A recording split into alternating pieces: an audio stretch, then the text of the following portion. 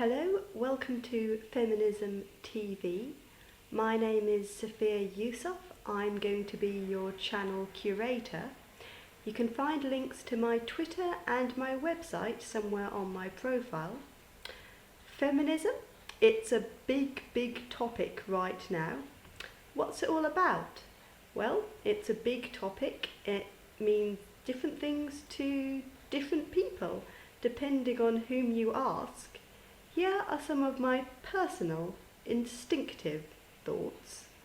Firstly, I think it's important to remember for a lot of the world's population, women and men, the basics, by which I mean a peaceful society, provision of adequate food and contraception, a legal system which protects you from domestic abuse, whether it be abusive partners or parents, is not actually a day-to-day reality in people's lives.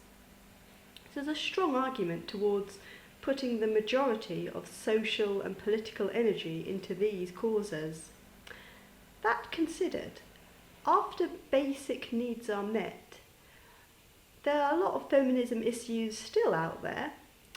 Now, I personally believe where a lot of the public debate is, what the media focuses on for issues regarding feminism isn't actually where real life, where real change, where anything authentic or genuine is happening. My view is that journalists are obsessed with manipulating and creating stories, so gender issues and the lives of women are reduced to simplistic, over-dramatic sound bites and cliches. There's so little space given to people just getting on with their lives in terms of their sexuality, education, careers and personal relationships. In the rather twisted world of the media and feminism, everyone is either a hero, a role model, a villain or a fallen person. There are things men and women are allowed to be interested in and things they aren't allowed to be interested in, which probably says a bit more about the minds of the journalists making the story than the people concerned. My particular interest in terms of blogging is media issues. This is based on interactions I had with the media when younger. My personal experience was the mainstream media, not just the tabloid press, but more respectable sources, were desperate to take one issue that wouldn't even have existed if they hadn't made a thing about it, report it in a certain way, and then feed off the drama and rage and chaos they themselves had created. For example, I myself have a fairly toxic, abusive family. I went no contact with them fairly early on in my life. It's quite a common experience for a young woman. It doesn't bother me. I'm a fairly content adult. And I'm lucky to live in a country which had laws to support me in detaching from my abusive family. Now, I found that journalists following my story, which was not very interesting, I got into Oxford at quite a young age,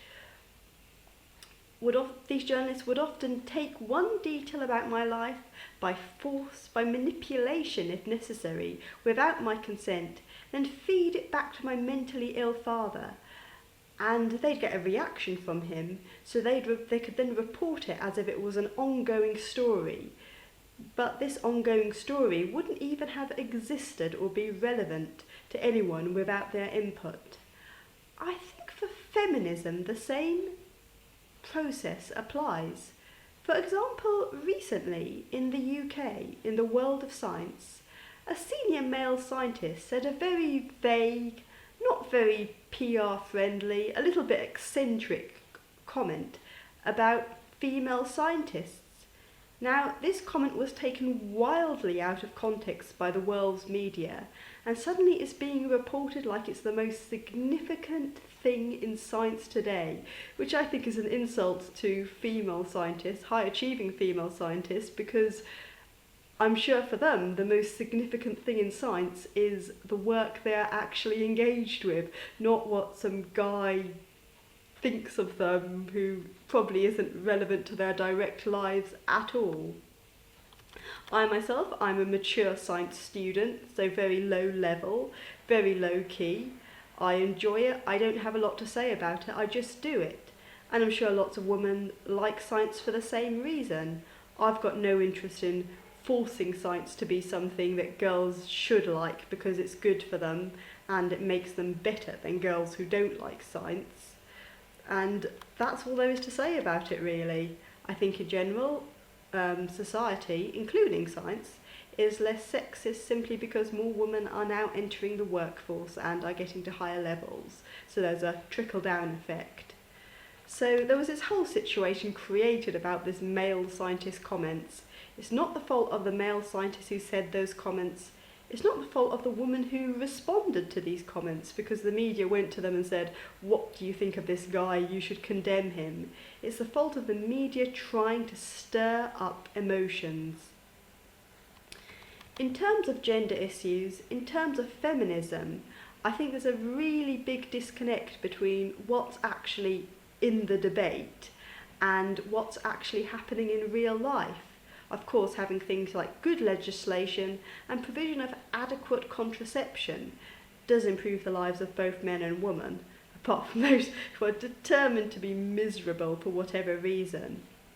And I think the name of the game for feminism is to encourage men and women to have the social tools to construct emotionally meaningful, peaceful day-to-day lives in which they can interact with each other in a positive way, which encourages their creativity and emotional and personal happiness.